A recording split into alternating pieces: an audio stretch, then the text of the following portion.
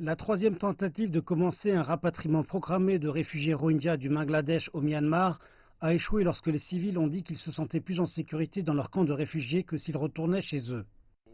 Il y a 2 ans, je suis venu du Myanmar alors qu'ils incendiaient nos maisons. Puis j'ai été confronté à d'énormes problèmes lorsque nous avons atteint le Bangladesh. Plus tard, le Programme alimentaire mondial et le Haut Commissariat aux réfugiés des Nations Unies nous ont apporté de la nourriture, des abris et de l'eau potable. À présent, nous passons un bon moment. Nous sommes heureux ici.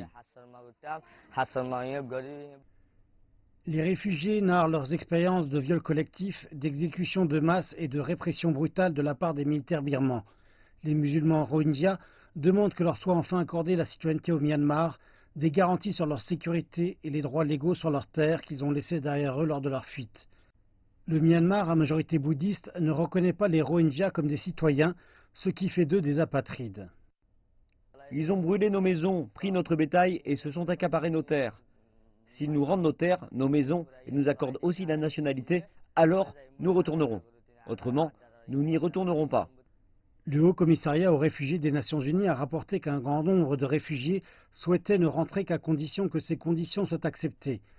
Par ailleurs, le gouvernement bangladais a déclaré qu'il ne forcerait pas les réfugiés à partir et que leur rapatriement ne serait possible que si les Rohingyas étaient volontaires pour rentrer. L'armée du Myanmar a lancé une campagne de contre-insurrection en 2017 après une série d'attaques de la part des rebelles Rohingyas qui ont fait des dizaines de morts.